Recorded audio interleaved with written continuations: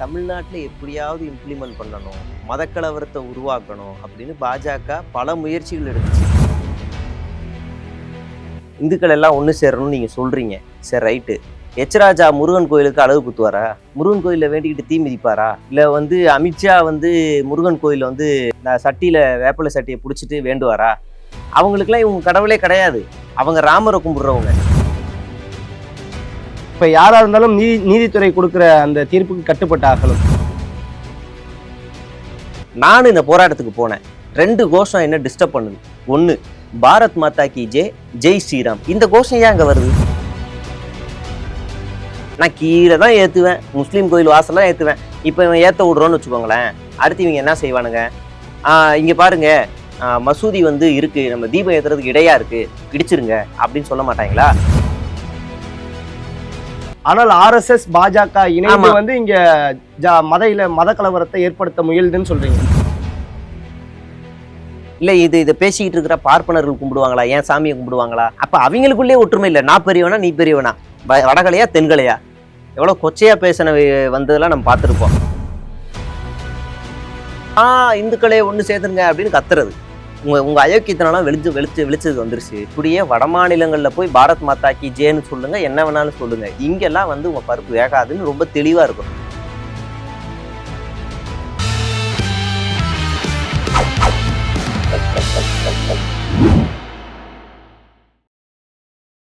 ஜம் தொலைக்காட்சி நேயர்களுக்கு வணக்கம். இன்றைய சிறப்பு நேர்காணலில் நம்மளுடன் டிஎன் ட்ரோல் மீடியாவோட ஷேக்வாரா பிரதர் இருக்கார். அவரிடம் அரசியல் சார்ந்த பல கேள்விகளை முன்வைப்போம். பிரதர் வணக்கம். வணக்கம் பிரதர், எப்படி இருக்கீங்க? சூப்பர் பிரதர், நீங்க? நல்லா இருக்கும் பிரதர். இந்த திருப்பரங்குன்றம் அந்த தீப விவகாரம் நடந்துட்டு இருக்கு தொடர்ச்சியா, இதை பத்தி என்ன நினைக்கிறீங்க? அது கரெக்டா அந்த அயோத்தியோட அந்த ராமர் விவகாரம் இதே நாள் தான் நடந்தது. இந்தியாவுடைய ஒரு கருப்பு நாள்னு சொல்லலாம். அதை தமிழ்நாட்டில் எப்படியாவது இம்ப்ளிமெண்ட் பண்ணணும், மதக்கலவரத்தை உருவாக்கணும் அப்படின்னு பாஜக பல முயற்சிகள் எடுத்துச்சு. எல்லாமே தோல்வி தான். ஃபஸ்ட்டு அவங்க எடுத்த முயற்சி என்ன அப்படின்னா, கந்தசஷ்டி கவசத்தை ஒரு யூடியூபர் விளக்கம் கொடுக்குறாரு. ஐயோ, இந்து கடவுளை புனிதத்தை கேவலப்படுத்துகிறாங்க, அசிங்கப்படுத்துகிறாங்கன்னு கொதிச்சாங்க. ஆனால் அது பெருசாக ஈடுபடலை. அடுத்ததாக முருகனுக்கு வேல் எடுக்கிறேன்னு அமைச்சர், மத்திய இணையமைச்சர் முருகன் எடுத்துகிட்டு போனார். அதுவும் பெருசாக பயன் கொடுக்கல. அடுத்ததாக ஒரு சிறுமிக்கு மதமாற்றம் செய்யறதுனால அந்த சிறுமி இறந்துருச்சுன்னு அண்ணாமலை ஒரு விவகாரத்தை எடுத்து மதக்கலவரத்தை ஏற்படுத்தினார். கடைசியில் பார்த்தா அது சொந்தக்கார பெரியமாவோ சித்தியோ கொடுமைனால இறந்து போயிருது. அந்த உடனே அதுவும் எடுபடலை. அப்புறம் மறுபடியும் திருப்பரங்குன்ற விஷயமே மறுபடியும் கையில் எடுத்தாங்க. அங்கே கறி சாப்பிட்றாங்க அப்படின்னு, அதுவும் எடுபடலை. MP கறி சாப்பிட்றாங்க. ஆமா, அங்கே சாப்பிட்றதுக்கு கெடா வெட்டுறதுக்குன்னு தனியாக ஒரு இடமே இருக்கு.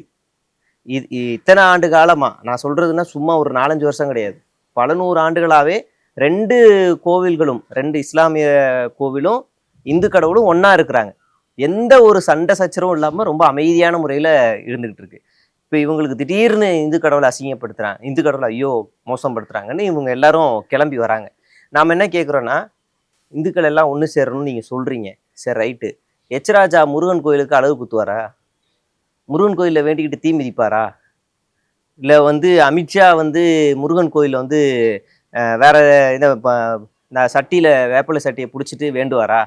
அவங்களுக்குலாம் இவங்க கடவுளே கிடையாது, அவங்க ராமரை கும்பிட்றவங்க. இங்கே இந்துக்கள் ஒன்று சேரணுங்கிறாங்க. நாங்கள் கும்பிட்ற குலதெய்வ கோயிலில் மாரியம்மன், காளியம்மா, இல்லை ஐயனார், இந்த கோவிலுக்குலாம் எச்ராஜா வருவாரா? இல்லை பார்ப்பனர்கள் அங்கே உள்ளே வருவாங்களா? எங்களை நீங்கள் கருவறைக்கே விட மாட்டீங்க, அதுக்கு விட்டுங்க. எங்கள் கோவிலுக்கு நீ வருவியா? சரி, உங்களுக்குள்ளேயே நாமம் பட்டனை அடிச்சுக்கிறீங்களே, நீங்களே முதல்ல ஒன்றும் இல்லையே, எப்படி இந்துக்கள்லாம் ஒன்று சேரணும்? அப்போ உங்களுக்குள்ளே ஒற்றுமை இல்லை, நாங்கள்லாம் ஒன்று சேரணும் வெளியே ஒரு நாடகம் நடத்திக்கிட்டு இருக்கீங்க. இப்போ மறுபடியும் இந்த விவகாரத்தை கையில் எடுத்துருக்கீங்க, தீபத்தை ஏற்றியே ஆகணும். அதுக்கு வரலாறுல சான்றே இல்லாத ஏதாவது ஒன்று. எப்படி அயோத்தியில் ஒரு RSS காரன் போய் நைட்டு ஒரு நைட்டாக போய் ராமர் கோவிலை போய் மசூதியில் வச்சுட்டு இங்கே ராமர் இருந்தாருன்னு ஒரு கதையை அவுத்து விட்டு இன்னைக்கு அந்த மசூதியவே இடிச்சிட்டு இன்னைக்கு அங்கே ராமர் கோவிலை கட்டி அவங்க தன்னுடைய இந்துத்துவ சக்தி அங்கே வைக்கிறாங்கன்னா, அதே வேலையை இங்கே பண்ணுறாங்க. அதுக்கு தான் இப்போ முயற்சி எடுக்கிறாங்க. ஆனால் அவங்களுடைய பருப்பு வேகலை. இங்கே அவங்க எவ்வளோ முயற்சி எடுத்தாலும் பருப்பு வேகலை. திருப்பரங்குன்ற மக்களே கைதட்டி சிரிக்கிறாங்க இவங்களை கைது பண்ணதுக்கு. ஓகே, திருப்பரங்குன்றத்தில் அதாவது தீப விவகாரம், அதாவது உயர்நீதிமன்றம் அனுமதி கொடுத்துருக்காங்க அந்த தீபத்தூண்ல தீபம் ஏற்றணும் அப்படின்னு. அங்கே தீபம் ஏற்ற சென்ற இந்து அமைப்பினரை காவல்துறை தடுத்து நிறுத்தியிருக்காங்க. 2வது 144 தடை போட்டிருக்காங்க. இதை பற்றி என்ன நினைக்கிறீங்க? அந்த தீர்ப்பே அது அந்த நீதிபதி இருக்கார்ல, அவரு 9 வருஷத்துல 52,000 வழக்குகளுக்கு தீர்ப்பு கொடுத்திருக்காரு. நல்ல விஷயம், பாராட்டுறோம். இப்படி வேகமா கொடுக்கறது எல்லாம் ஓகே. ஆனா இந்த விவகாரத்துல எதுக்கு இவ்வளவு அவசரம் ஏன்னா அப்படின்னு பாக்குறோம். கார்த்திகை தீபத்தன்னைக்கு தீபம் ஏத்தணும்னு சொல்லியிருக்காங்க. அந்த தீபம் வந்து கார்த்திகை தீபத்தன்னைக்கு ஏத்தணும்னு சொல்லிட்டு கொடுத்திருக்கான வாய்ப்புகள் இருக்கு சரி, இல்லையா?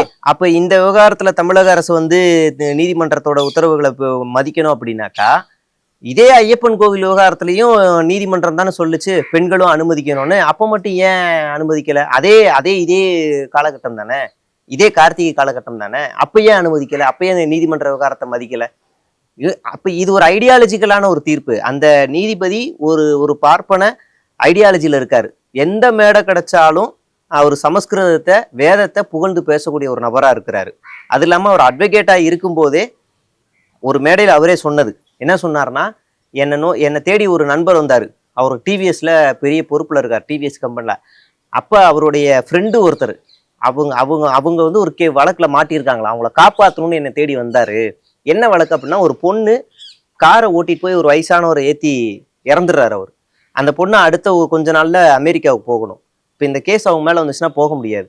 அதனால இந்த நீதிபதி இருக்காருல்ல, அவர் என்ன பண்றாருன்னா, ஹை விட்னஸ் என்ன, அந்த கார் வந்து இடிச்சு, அவ்வளோதான். கார் ஓட்டுனது இவங்க தான்றதெல்லாம் கேஸ் இல்லை. அதனால அப்படியே நபரை மாற்றி வாதாடி விடுதலையை ஃபேக்கா ஒரு விடுதலையை வாங்கி கொடுத்தவர் தான் இந்த நீதிபதி. நம்ம இப்படியான ஒரு நீதிபதி தான் இப்போ ஒரு தீர்ப்பை கொடுத்துருக்காரு. ஓகே, இப்ப யாரா இருந்தாலும் நீதித்துறை கொடுக்கிற அந்த தீர்ப்புக்கு கட்டுப்பட்டு ஆகணும், அப்படிதானே? அப்படி நீதித்துறை நீதிபதி அவர்கள் கொடுக்கப்பட்ட தீபம் ஏற்றலாம் அப்படிங்கிற ஒரு இதை வந்து கொடுத்திருக்காங்க, அனுமதி கொடுத்திருக்காங்க. கூட சிஐஎஸ்எஃப் வீரர்களையும் அனுப்பியிருக்காங்க. அந்த இடத்துல வந்து இவ்வளவு ப்ராப்பரான அனுமதி கொண்டு போயுமே வந்து தடுத்து நிறுத்தியிருக்காங்களே காவல்துறை. சிஐஎஃப் அதிகாரின்றவங்க யார் அப்படின்னா, அவங்களுக்கு இங்க அதிகாரம் என்ன அப்படின்னா, கோர்ட்டு வளாகத்தை பாதுகாக்கணும். அது உச்சநீதிமன்றத்தால சென்ட்ரல் கவர்மெண்டால துணை ராணுவம் வந்து கோர்ட்டை பாதுகாக்கிறதுக்காக தான். அதுக்கு முன்னாடி எல்லாம் தமிழ்நாடு கவர்மெண்ட் போலீஸ் தான் கோர்ட்டை பாதுகாத்துக்கிட்டு இருந்துச்சு. மாநில உரிமையெல்லாம் பறிச்ச கதையெல்லாம் இதுல நம்ம சொல்ல முடியும். இப்ப நீதிபதி ஒரு தீர்ப்பை கொடுக்குறாரு. அந்த தீர்ப்பை தமிழ்நாடு அரசால ஏத்துக்க முடியல. அதுக்கப்புறமே இவர் என்ன செய்யணும்னா, அதை அடுத்த ஹையர் பெஞ்சு கொண்டு போகணும் இந்த நீதிபதி. இவரு பெரிய கவர்மெண்ட் இல்ல, இவர் தன்னிச்சையா முடிவெடுக்க இவருக்கு எந்த அதிகாரமும் கிடையாது. கோர்ட்டை பாதுகாக்க இருக்கக்கூடிய சிஎஃப் அதிகாரிகளை நீங்க 4 பேர் போய் இது பண்ணுங்க அப்படின்னா, அது எவ்வளவு பெரிய கலவரத்தை தூண்டுற செயல் அது. அது எப்படி ஒரு நீதிபதியால சொல்ல முடியும்? தன்னிச்சையா ஒரு நீதிபதி எப்படி அந்த முடிவு எடுக்க முடியும்? கோர்ட்டு வளாகத்தை பாதுகாக்கிற காவலர்கள் தான் அவங்க எப்படி அங்க போய் விளக்கேற்ற முடியும், தீபம் ஏற்ற முடியும்? அதுக்கு சாத்தியமே இல்லை. இவர் ஹையர் பெஞ்சுக்கு அனுப்பியிருக்கணும். மேல்முறையீடு இருக்கு. அப்படிதான் நம்ம இந்த வழக்கை கொண்டு போகணுமே தவிர, நீ போய் அடாவடியா போ, 4 பேர் போய் 2 போலீஸ் அடிச்சுக்கோ போ, நீ போ. இது எப்படி? இது ஒரு சென்ட்ரல் கவர்மெண்ட்டுக்கும் ஸ்டேட் உள்ள ஒரு பெரிய ஒரு கலவரத்தை உருவாக்காதா? ஓகே ப்ரோ, இப்போ வந்து அங்க நேத்து அதுக்கான விளக்கம் கொடுக்குறாங்க. தமிழக அரசு இந்த தீப விவகாரத்துல சரியான ஒரு விஷயத்தை எடுக்கல, அதனாலதான் நான் வந்து இந்த வீரர்களை அனுப்பி விட்டோம் அப்படிங்கிற ஒரு விஷயத்தையும் தமிழ்நாடு அரசு ரொம்ப தெளிவா இருக்கு. ஏதோ ஒரு நிக்கிற ஒரு கல்லை காமிச்சு இதுதான் தீபம்னு சொல்லி ஆதாரம் இல்லாத ஒரு இடத்த காமிச்சு இங்கதான் தீபம் ஏத்துவோன்னு ஒரு கூட்டம் வருது அப்படின்னா, அங்க ஏத்துறோம் அப்படின்னா அது நாளைக்கு மதக்கலவரத்துக்கு வழிவகை செய்யும். அதனால அதை ஏத்த விட மாட்டோம். 100 வருஷத்துக்கு முன்னாடி ஒரு இடத்துல ஏத்துறாங்க, சம்பந்தமே இல்லாம நான் இங்கதான் ஏத்துவேன். அதாவது கோவிலுடைய உச்சியில இருக்கு உச்சி பிள்ளையார் கோவில், அங்க தீபம் ஏத்துறாங்க. அங்க ஏத்துனா ஒட்டுமொத்த திருப்பரங்குன்றம் அழகா சூப்பரா பார்த்துட்டு போலாம். பஸ்ல போறோம்லாம் பார்த்து ஆஹா என்ன ஜோதியான்னு பார்த்துட்டு போவான். நான் கீழே தான் ஏத்துவேன், முஸ்லீம் கோயில் வாசல்லாம் ஏத்துவேன். இப்ப இவன் ஏத்த விடுறோன்னு வச்சுக்கோங்களேன், அடுத்து இவங்க என்ன செய்வானுங்க, இங்க பாருங்க மசூதி வந்து இருக்கு, நம்ம தீபம் ஏத்துறதுக்கு இடையா இருக்கு, இடிச்சிருங்க அப்படின்னு சொல்ல மாட்டாங்களா? மசூதி பக்கத்துல வந்து இந்த தீபம் இருக்கு, அதுக்கு நடுவுல உட்காந்து சாப்பிடுறாங்க, கறி சாப்பிடுறாங்க, இடிங்கன்னு சொல்ல மாட்டாங்களா? ஆனா என்ன நிறைய பேர் சொல்லக்கூடிய ஒரு விஷயம் என்னன்னா, இந்துக்களும் இஸ்லாமியர்களும் அங்க வந்து இதுக்கான ஒரு விஷயத்த சொல்லல. ஆமா, அவங்க வந்து நார்மலா தான் இருக்காங்க, நண்பர்களா சகோதரர்களா இருக்காங்க. ஆனா வந்து தமிழக அரசு காவல்துறையை வச்சு இங்க வந்து இது பண்றாங்க அப்படிங்கிற குற்றச்சாட்டை வைக்கிறாங்க. நான் சொல்ல, குற்றச்சாட்டாவே வைக்கிறாங்க. தமிழக அரசு இவ்வளவு நாளா அனுமதி கொடுக்குற இடம் எங்கன்னா, உச்சி பிள்ளையார் கோவில்ல இருக்கிற தீபங்கள்ல ஏத்துங்க. அங்க இருக்க இஸ்லாமியர்கள் ஓகே சந்தோஷமா சமமா இருக்காங்க, இந்துக்கள் ரொம்ப சந்தோஷமா இருக்கிறாங்க. அங்க இருக்கிற எல்லாருக்கும் பிரச்சனை இல்லை. சங்கி கூட்டம் குட்டியா இருக்கு, இந்த சங்கி கூட்டம் தான் இங்கதான் ஏத்தணும்னு வருது. அதுல ஒரு ஆளு இதே போராட்டத்துல கலந்துகிட்ட ஒரு ஆளு சொல்றாரு, நானும் இந்த போராட்டத்துக்கு போனேன், 2 கோஷம் என்ன டிஸ்டர்ப் பண்ணுது. 1 பாரத் மாதா கி ஜெய் ஸ்ரீராம், இந்த கோஷம் ஏன் அங்க வருது? முருகனுக்கு என்ன போடுவோம், கந்தனுக்கு வேல் கடம்பனுக்கு அரோகரா. அந்த கோஷம் தானே வரணும்.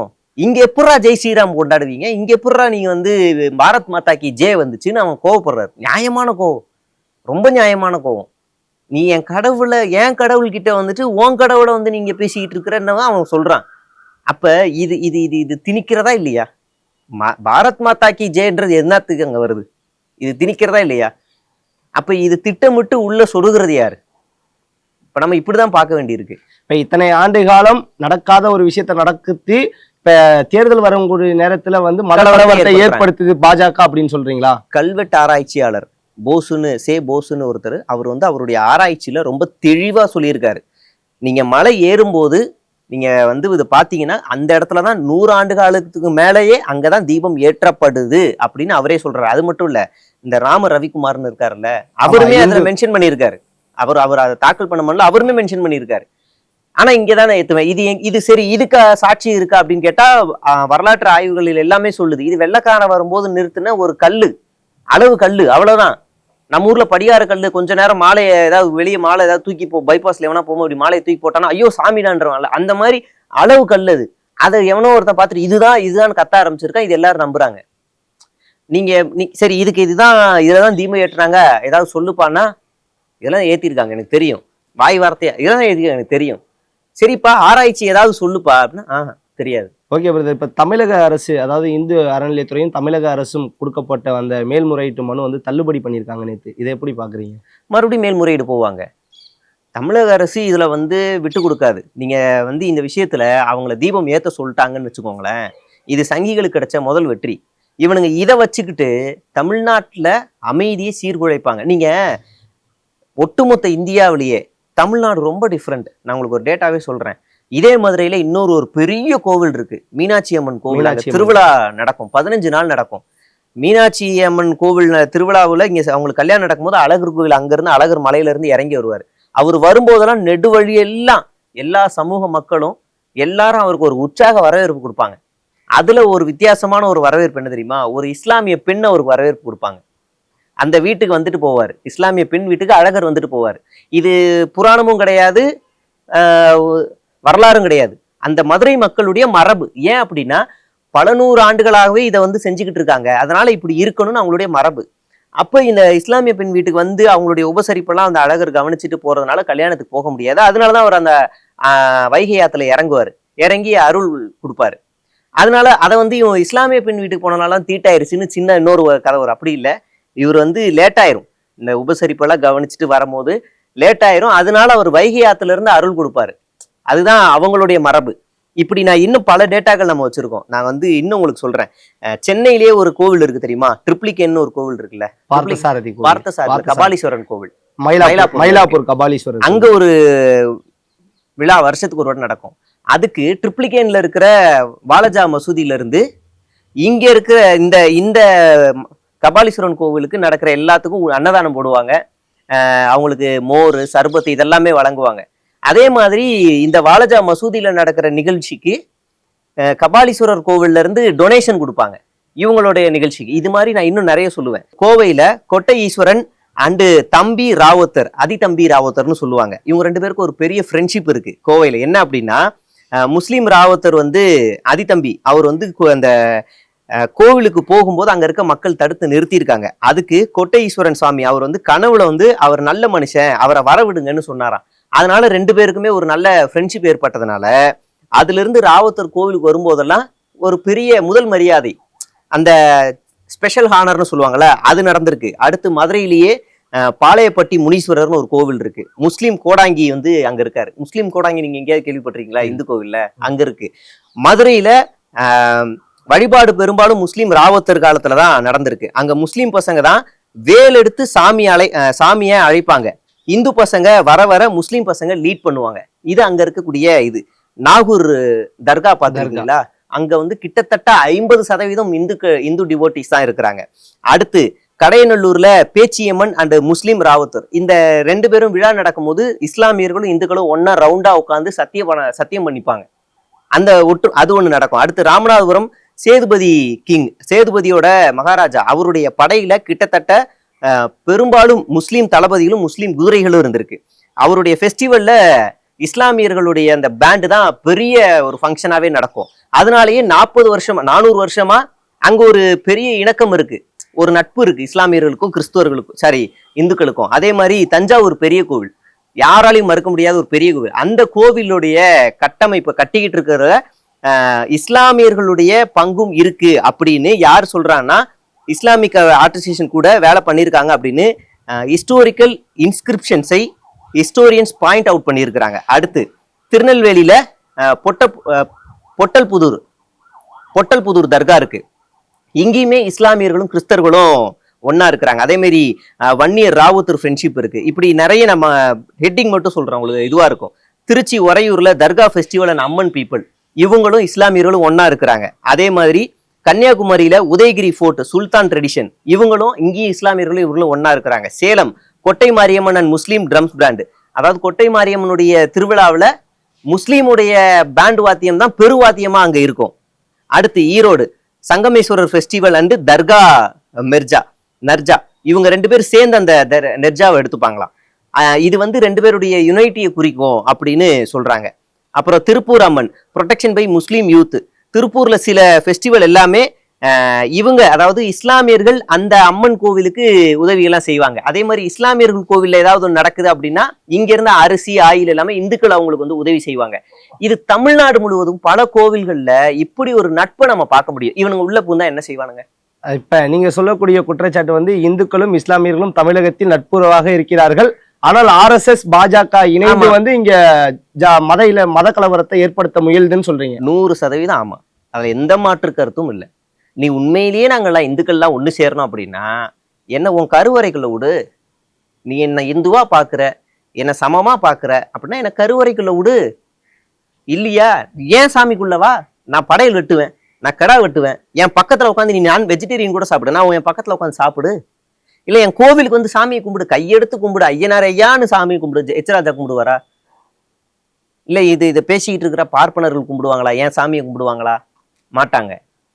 அப்ப அவங்களுக்குள்ளே ஒற்றுமை இல்லை. நான் பெரியவனா நீ பெரியவனா, வடகலையா தென்கலையா, எவ்வளவு கொச்சையா பேசின வந்ததெல்லாம் நம்ம பார்த்துருப்போம். ஓகே பிரதர், இப்ப நேத்து வந்து தீபம் ஏத்தலாம் அப்படிங்கிற ஒரு விஷயத்தையும் வந்து சொல்லியிருந்தாங்க. நேற்று நயினார் மற்றும் பாஜகவினர் பலர் வந்து கைது செய்யப்பட்டாங்க. இதை எப்படி பாக்குறீங்க?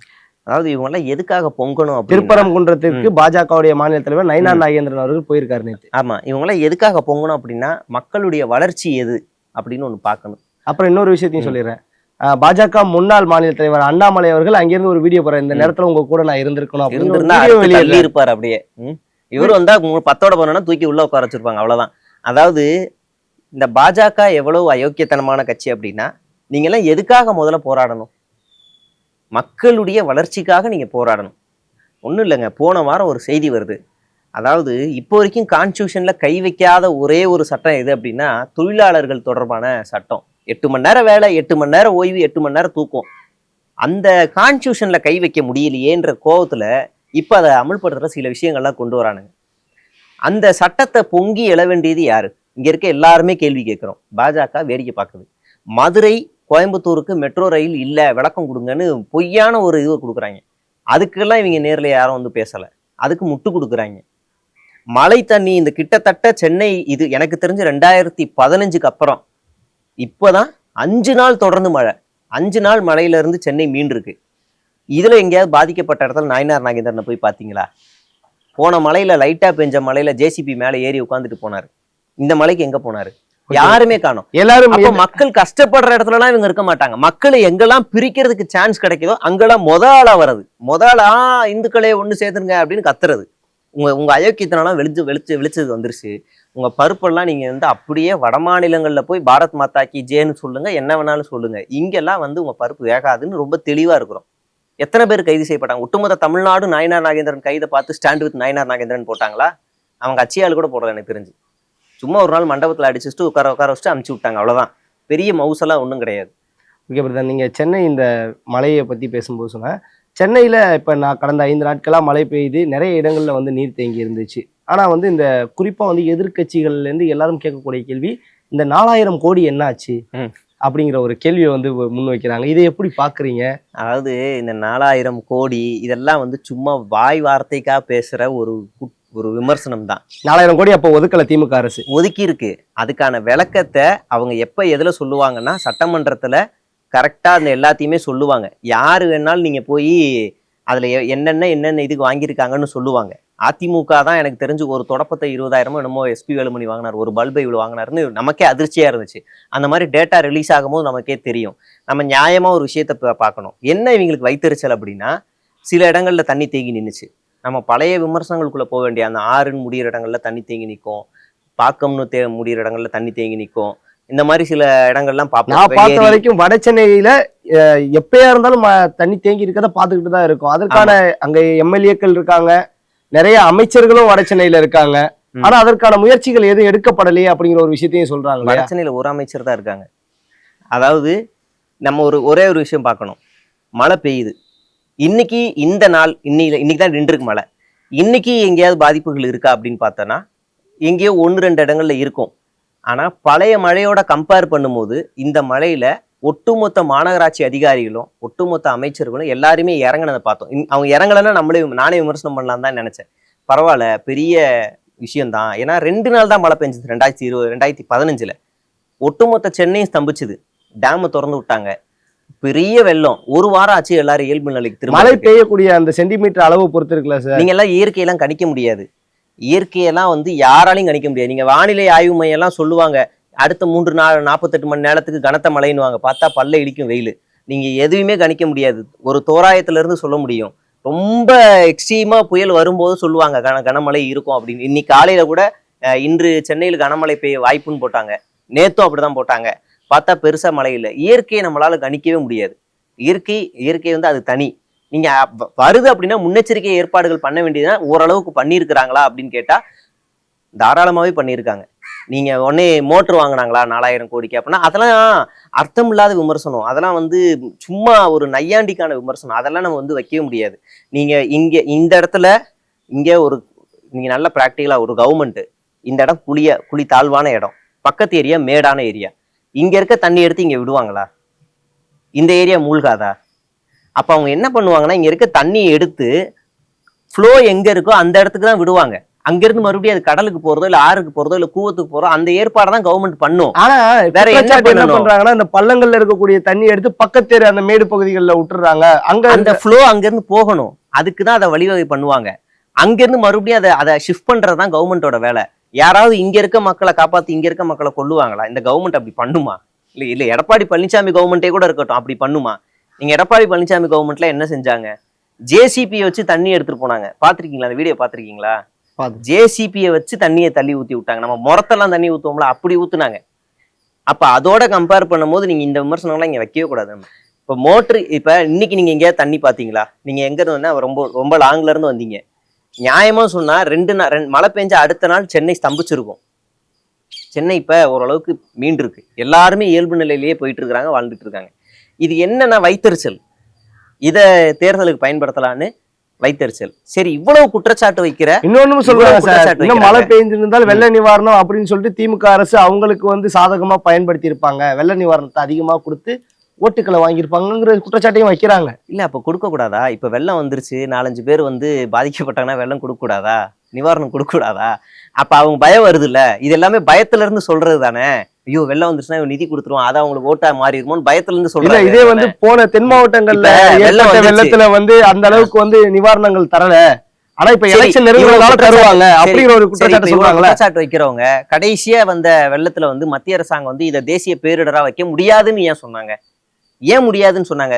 ஒட்டுமொத்த வயநாடு அழிஞ்சுது, ஏன் அதை தேசிய பேரிடரா மாத்த முடியாதுன்னு சொன்னாங்க? ஏன் இந்த குற்றச்சாட்டுலாம் மத்திய அரசாங்கத்தை நோக்கி இது வரமாட்டேங்குது? ஏன் இங்கே மட்டுமே வருது? இந்த குற்றச்சாட்டுகள் மட்டும் இங்கே மட்டும் ஏன் வருது? நீங்க பெருவாரியான பங்கு அங்கிருந்து தானே வரணும். தேசிய பேரிடரா அறிவிச்சுட்டா இங்க எத்தனை பேருக்கு நிதி கிடைக்கும், எத்தனை பேருக்கு ஒரு ஒரு ரிலீஃப் கிடைக்கும்? ஏன் அவங்க மேல அந்த குற்றச்சாட்டு வரல? நம்ம பேசணும்ல. அப்ப எவ்வளவு அயோக்கியத்தனம் இது! குறுகிய மனப்பான்மையில குற்றச்சாட்டு வைக்கிறது. சரி, இதெல்லாம் விடுங்களேன்.